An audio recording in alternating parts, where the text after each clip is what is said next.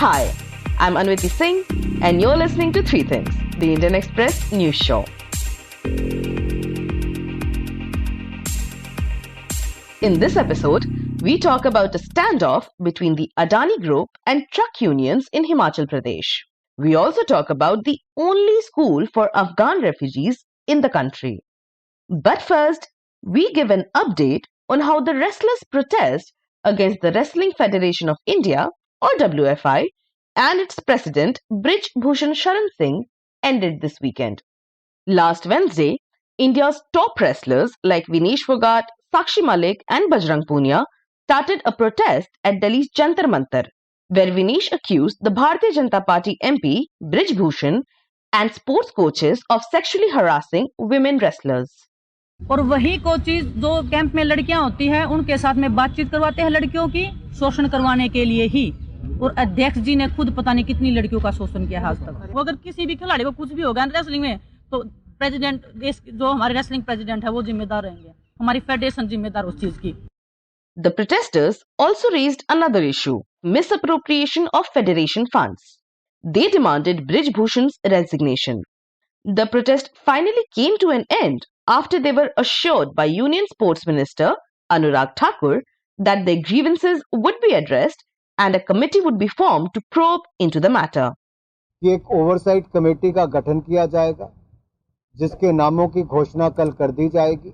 जो भी गंभीर आरोप किसी भी तरह के, चाहे फाइनेंशियल हो, सेक्सुअल हरासमेंट के हो या बाकी हो, जो भी कहेंगे इनके सबकी गहराई तक जाएंगे, जांच भी करेंगे और जो निर्णय बाकी करने की आवश्यकता होगी वो भी करने का काम करेंगे। उन्होंने जो खिलाड़ियों की जो हमारी बात The WFI president on Sunday stepped aside from his position as a result for a period of 1 month.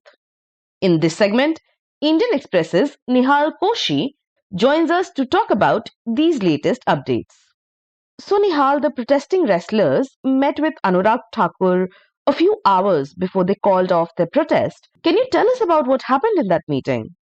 The wrestlers were protesting since last Wednesday, 12 noon, and the protest went on for 3 days. That is Wednesday, Thursday, and Friday. On Thursday evening, late evening, they met the minister, Anurag Thakur, the sports minister, at around a little late in the evening. That meeting went on till 2 a.m. But the next day, they were back. That is Friday. They were back at the protest site at Jantar Mantar because their demands were not met. Among the demands was the removal of Wrestling Federation of India Chief Brij Bhushan Sharan, who is a BJP MP, who they accused of sexual harassment, dissolving of the WFI. These were the two major demands they made. Both these demands, on the first day, there was no headway. So the second day, they met again from around 6:30 to 12 in the night. And after that, the minister announced that a committee would be set up on Friday night, early Saturday morning, to probe these allegations. And that committee has been set up today. And also, Mr. Brij Bhushan Singh will step aside for a month till the committee submits its report. Okay, you said that Brij Bhushan will be stepping aside. And till about Friday afternoon, he was pretty adamant about not stepping down. So what changed? Yeah, he was not stepping down, but what happened was there were a lot of things at play. Like one important thing was that a very senior political functionary, a minister, intervened and I think spoke to him. So he would have to step aside because there was pressure, because these allegations and because the wrestlers were adamant that they would not call off their protest. And if they didn't call off their protest, it was embarrassing for the government because Brij Bhushan is a BJP MP, is a well-known face. And if the wrestlers had continued their protest, the longer the protest continued, the more embarrassing it would have been for the government because these are Olympic medalists, World Championship medalists, some of our biggest stars. Right. But do you think the Olympic Association's intervention in this issue impacted this outcome in any way, or there are other factors at play? I really don't think at this moment because see, it was basically the wrestlers versus Brij Bhushan Sharan, who is from Gonda. He now represents Kaizerganj. He's a 6-time MP. He's somebody who he doesn't listen to anyone, frankly speaking. And still in his bastion, he's very powerful. He's very influential. And the fact that even the wrestlers, even on the first day, they were just saying WFI. They were not even taking the president's name. Then they started using the word WFI president. Then they started saying Brij Bhushan. So there is a lot of fear around him. because he has that kind of a image. He's a strong man. He's a Bahubali, if I can say that. And of course, the Republic Day was coming up Jan 26th. India is hosting the G20 summit. So wrestlers protesting closer and closer to Republic Day wasn't good for the image. And of course, we need to remember that these are allegations. There are two probe committees set up, one by the Indian Olympic Association. Sports Minister announced the second committee today. Both have Mary Kom and Yogeshwar Dutt in the committees. So I don't know how that will work. Can both of them be in two different committees? But that we will see no later today or maybe tomorrow. Right. And Nihal, you mentioned the formation of two committees. So why is there a need for two panels to probe the same issue? Yeah, because what happened was the wrestlers wrote to the Indian Olympic Association, which is headed by sprint queen PT Usha, the former sprint queen. So they formed a committee first. And then the wrestlers obviously were not happy with that committee because, see, at the end of the day, forming a committee is not what they wanted. The wrestlers wanted the WFI president ideally to be removed, but that couldn't happen because it's an elected body. So you can't just remove a president, dissolve the WFI. So the middle ground was that he steps aside. So the sports minister had to step in. Now the sports minister didn't want to overrule. I mean, the sports minister can't say that we have disbanded an IOA committee, Indian Olympic Association committee. This is a different body. So these two committees, I'm sure they will conduct their probe side by side. So that is interesting that there are two separate committees. In a way, I wouldn't say it's a mess, but yeah, it could have been handled better. The thing with the sports oversight committee with the sports minister announced is they will run the day-to-day affairs of the WFI. See, apart from the sexual harassment allegations, there's also the fact that they are saying they are unhappy with the high-handedness of the WFI, the unilateral decision making, the fact that the promised sponsor money hasn't come to the wrestlers. So those issues are also there. That will also be probed.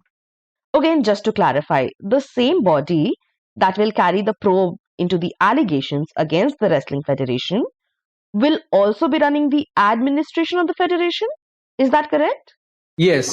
Because see, if the WFI Assistant Secretary Vinod Towar was sacked by Sai, so he is not there anymore, and you can't have the same people running the WFI as at the same time. No, the wrestlers wanted change. So instead of dissolving the committee, you can't dissolve the WFI. That doesn't work because then every association there'll be issues. Everybody will go to the sports ministry and Sai saying dissolve the association. So this is for the period of 1 month when this probe is being done. Like they'll have to go through files, they'll have to talk to wrestlers, they'll have to talk to officials. So they don't want WFI officials to be running the show. Now, of course, it's too early to say anything about how the probe will go or what we can expect from it. But hypothetically, if these two committees, the Olympic Association Committee and the Sports Ministry Committee, come up with differing or let's say even polar opposite observations, what happens in that case? Which report will matter more? That's an interesting question, but I think it'll be very strange if they come to different conclusions. The fact that Mary Kom and Yogeshwar Datta, Mary Kom is in both the committees, that is also good. We'll have to see how that plays out. Maybe she'll have to step down from the Indian Olympic Association committee. I don't know. We'll know eventually. But yeah, it's a good question. If both of them come to different conclusions, it'll be very odd. I mean, I don't know which committee will, because the oversight committee seems to be the one because it's set up by the sports minister after discussions with the sports minister, and because of the oversight committee being in charge, the Wrestling Federation of India President Brij Bhushan had to step aside. So I think both committees' findings will be important, but I don't know. Actually, frankly, I'm not sure like how they will go about it.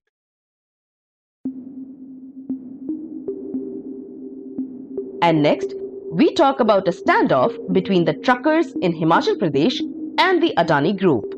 Last month, the Adani Group closed 2 cement plants in Himachal Pradesh after a disagreement with the truck unions over freight rates, which means a price for transporting cargo from one place to another. The trucker said that the Adani Group was offering them less than the market rate and that would leave no margin for profit. The closure of the cement plants is also impacting around 20,000 families whose livelihoods depend on these plants. Now, the newly formed Himachal government is involved in bringing a solution which will be acceptable for both the truck unions and the Adani Group. Indian Express's Amil Bhatnagar joins my colleague Utsa Sarmin in this segment to talk about the issue. So, Amil, can you tell us what was the disagreement between the truckers and the Adani Group that led to this standoff and closure of two cement plants? Shortly after the results of the Himachal Pradesh elections last month, when Congress came into power, around 2 to 3 days later than that, the Adani Cement Group, which runs two plants, one in Solan and one in Bilaspur, they revised their freight rates. And the new rates were rupees 6 per ton per kilometer. Now, these revised rates were conveyed to the truck operator associations. There are several associations that work within the region. And the problem that came was that the revised rates were nearly 4 rupees less than the accepted market rates. The market rates are around 10 rupees 58 paisa per ton per kilometer in Solan and around 11 in Bilaspur. So now there's a certain price difference between the accepted standard market rate and the rate that the Adani company was offering. Now, this led to a standoff between the two parties, where then the truck operator said that, listen, we have no margins of profit with this particular rate, so we will not be able to provide transportation services. And therefore, they conveyed this back to the Adani Group, and the Adani Group did not relent with their prices, and they maintained the fact that it is as per their calculations and as per their profit margins. Rupees 6 is the rate that they're willing to offer. And because there was no agreement, the two plants were shut. And it is the same at the moment. It's been more than a month and the plants are yet to be operational. Okay, so the Adani Group calculated and offered a freight rate which is lower than the market rate. Well, can you explain to us how a freight rate is generally calculated and why there was a discrepancy between the Adani Group's rate and the market rate? Well, there is an entire technical aspect to understanding how freight rates are calculated. In Himachal Pradesh, for instance, in 2005, a committee was set up under the chairmanship of Avesh Shukla, who was then Principal Secretary Transport. In the report, and it was basically the truck associations that approached the High Court, and the High Court had mandated the state government, and following which the committee was set up. And they had given an entire listing of the certain factors that are involved in calculating the freight rates. And there's several of them. For example, wages of the driver, salary given is calculated. The maintenance of the vehicle, the cost incurred due to the diesel expenditures, the insurance, the road taxes. So in the 2005 committee report, there were 7 such factors. But now that 17 years since then, so obviously technology has evolved. The eco standards have changed. The trucks have also evolved in the sense that there used to be small axle trucks. Now there are multiple axle trucks, heavier trucks. Motor oil is also taken into account. So a lot of factors are taken into account. So when all of this cost is calculated, it is averaged by the number of kilometers a truck covers annually. So for instance, like if a truck is traveling from Kerala, say to some part of Himachal to get apples, so there is a certain calculation, there's a certain national average, which is again a very specific calculation. So here the argument is that the solution that Adani Group has proposed to state government, saying that we should use 50,000 kilometers as an average to calculate the freight rates. So 50,000 kilometers becomes the denominator in this. So all the costs of factors divided by the average kilometers covered by a truck. So now they are saying 50,000, the group is saying. The truck association is saying that it is an absolute robbery for them because the annual average the trucks cover for these cement factories, the two plants, is around 21,000 to 23,000 annually. So if they calculate by the 50,000 kilometer standards, the freight rate will be far less. But if you calculate by the 21,000 kilometers, the truck operators will also have some profit margin. So this is the calculation that is essentially the bone of contention between the two parties. Right. Well, this standoff between the two parties leading to the closure of the plants means people who worked there are out of work. So can you tell us how much this standoff impacted the people whose livelihoods depended on the cement plants? Well, obviously, the people in the region have huge reliance on the plant. The shutdown has impacted more than 10,000 families in the region. For instance, firstly is obviously the truck associations and the truckers and the people directly dependent on it, because there are more than 3,300 trucks at the present which are in circulation. So they transport the clinkers to different areas and then they travel back. And these are all daily operations. And also they already would have deferred payments. So they would already wait for payments that were to be done. But since the last 1 month, no trucks have been operating. I visited the area. I visited the plant that has been shut down. There are hundreds of trucks that have been parked, and their maintenance cost is also high because there's a certain fixed cost to that. So if you're not having operating margins every day, the cost is being incurred. So for them, it's huge losses every day that the truck is not in operation. And also because these trucks and this entire route was only catering to the cement plant. Like the truck associations say that this is not an open market, like where you would have a certain say in it. So they were only deployed for the transport of the products related to the cement plants. So now for them, it has been the operations have been shut down. And besides that, see, the entire area is like a township developed around a certain industrial setup. So now small eatery joints, which would have a large footfall, are now witnessing 100, 200 people in a day. Certain other aspects of secondary means of living as well are also impacted, because the huge rush would mean people are taking rooms, people are staying, people are shopping. All of that entire village is now, the entire town area is impacted by it. And that's the same reason why the truck associations have stepped up their protest. They are going around every day, taking out marches, trying to put pressure and trying to get some sort of a lever, some sort of solution to this, because the plant shut down. The laborers, for that matter, the laborers have migrated to different regions to sort of look for work, which was a defined work in these areas otherwise. So the longer this standoff continues, the bigger problem it will be for the region, because for many, it's the primary source of income. And Amil, now that this primary source of income has stopped in these areas, affecting thousands of families, do we know what the state government is doing to address this? Yeah, so once the cement plants were shut down, and it happened immediately after the results and the government was formed. So the Chief Minister has been monitoring this situation very, very closely. In fact, they have formed a subcommittee headed by members of the industries and the transport department, who are holding several rounds of talks between the truck associations and the cement group representatives. So far, none of the talks have been conclusive, because both parties have been adamant on the demands on the rates. So the truck operators want the standard market rate to prevail, and the Adani Group has obviously proposed its own solution.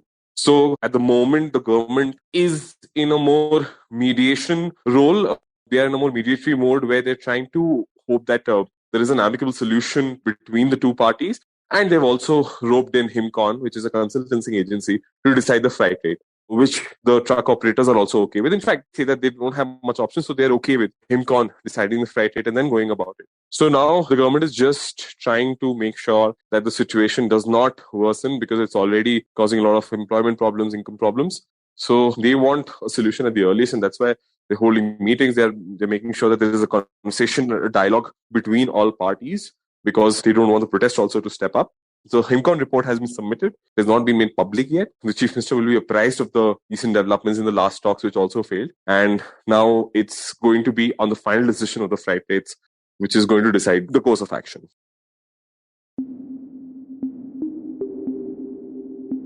And in the end, we talk about a unique high school for the children of Afghan refugees in New Delhi.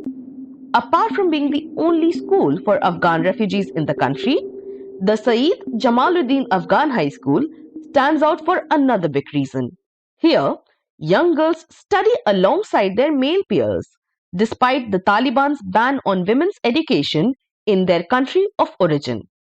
16-year-old Zohra Azizi, a student at the high school, told Indian Express about her experience after the Taliban took over Afghanistan in 2021. اسمم زهره عزیز از ولایت پنجشیر افغانستان هستم و وقتی که اوضاع افغانستان رو به خرابی رفت ما به شهر Zohra says that she moved to Delhi with her mother in 2021 when the situation in Afghanistan took a turn for the worse soon after the Taliban takeover. She later found out through a Facebook post that the Taliban killed her father. Zohra says that she hopes to make her father proud by excelling at school. At this school, there are hundreds of students with similar stories. In this segment, the Indian Express's Divya Goyal joins us to talk about how this school has become a safe haven for these young Afghan refugees. So Divya, you visited the Saeed Jamaluddin Afghan High School in New Delhi recently. The school was set up way before the Taliban takeover of Afghanistan. So can you first talk about how the school came into being? So actually the school was set up by the Women's Federation of World Peace in 1994, and that time it was not a school. It was started as a education center for refugee children. Slowly and steadily it grew into a primary school in 2008, And then it was upgraded into a high school, proper high school from class 1 to 12 in 2017. However, the problem started in 2021 after Taliban took over Afghanistan in August 2021 and the funding stopped from the Afghan government. Earlier, Afghan government was funding the school and after Taliban takeover, it stopped. Right. And can you talk to us about what makes this school so unique? The school is unique because, as we know, that recently Taliban has banned education for girls, secondary and higher education in Afghanistan. But this is a rare school where Afghani boys and girls both, they are getting education. And also there is no segregation of boys and girls in the classrooms. There is no ban on what they can learn and their creativity is being explored. So the school is also very unique because, due to the language barrier and financial issues, there are refugee families from Afghanistan who cannot afford to send their children to normal schools in India. So this school is providing free of cost education to Afghani children who live in India. And the school has also a very interesting curriculum, right? Students here aren't just studying your run-on-the-mill maths and science. So what are they being taught here? Yeah, so the another most unique thing about the school is that here the children of Afghan refugees, they are getting education in their own language, Dari, which is the native language of Afghanistan. So all the subjects they are taught in Dari and also they are learning English and Pashto as separate subjects. So the school is offering an idyllic version of Afghanistan in the heart of Delhi. So besides English, Pashto and other science and humanities subjects, they are also offering a course in non-violence, Gandhian studies, music, poetry, art and craft. Everything that a student who is in Afghanistan cannot even dream of learning. Because Taliban has imposed its own rules that children can't learn poetry, art, music, dance. But here they are learning everything. Right, and just for some context for our listeners, the Taliban government in Afghanistan announced a blanket ban on education for girls and women in December last year. This, along with several other decisions that the Taliban has made since its takeover, has essentially banished women from public life altogether. But spaces like the school we are talking about today are actively trying to empower young Afghan girls and make it a safe space for them. So, Divya, can you tell us how they have managed to do this? Yeah, so as we know that in Afghanistan, the condition of women is very bad. The Taliban, with its own phonetic rules, they are whipping women, they are beating them on the roads and doing everything to harm them physically and mentally. But in this school, the boys, who are also the students, they are made to observe the days such as International Day for Elimination of Violence Against Women, so that they know that they cannot treat the women the way they want. They cannot inflict violence on them and they cannot treat them badly. So this is one of the most important lessons that is being given to the both boys and girls here, that a woman has to be treated in a dignified way. But not going along with the Taliban government's decision to ban women's education seems like a pretty risky move, particularly in the current political climate. Is there any hesitation or fear at all? No, not actually, because they feel that India is a very safe place for them. And after the families whose children are studying here, not all of them shifted to India during Taliban. Many of them have been shifting to India in phases when there was a war going on in Afghanistan. So over years and years, they found that India is the safest place for them. And that is why they came here. And now, when I spoke to Mr. Farid Mamanze, who is the Afghanistan's ambassador to India, he said that had the Indian government not released the funds, the school would have been shut now. But luckily, Ministry of External Affairs continued to support the school, despite the fact that Indian government is not on any terms with Taliban. they are still helping the Afghan embassy to run the school. And he said that this step by MEA has given two clear messages to Taliban. One is that nothing can stop the education of Afghan girls. And secondly, that India has not left them alone in these hard times. So when you say that hesitation and fear, certainly it is there for the people who are living in Afghanistan. But for the families who are living in India, and now it has been years, they are very, very keen to get their children educated. And that is why they want that the school should continue. Right. So, Divya, it has been a long and difficult journey for the Saeed Jamaluddin Afghan High School. But what about the school authorities' plans and priorities for the future? Can you talk to us about that? Yeah, so right now the students who are passing out from class 12 from the school, their certificates, they are being issued by Afghan embassy. So now the school is planning to get registered with CBSE, the Central Board of Secondary Education in Delhi, so that at least the certificates are properly authorized and stamped by an authority. Because earlier the Afghan government was issuing the certificates, which has stopped. And the other priority is to find a permanent building for the school and also to set up a Mahatma Gandhi Badshah Khan Educational Society under which they want to register the school. So according to the officials, they have already sent the proposal for the creation of this Gandhi Badshah Khan Educational Society, and it is yet to be approved. So there are three main priorities: to find a permanent building, to get registered with CBSE, and to form this society. You were listening to Three Things by the Indian Express. Today's show was hosted by me, Anwiti Singh, and written and produced by Utsa Sarmin with the help of me, Anwiti Singh. It was edited and mixed by Suresh Pawar. If you like the show, then do subscribe to us wherever you get your podcast. You can also recommend the show to someone who you think will like it. Share it with a friend or someone in your family. It's the best way for people to get to know about us. You can also tweet us at Express Podcast and write to us at podcast@indianexpress.com.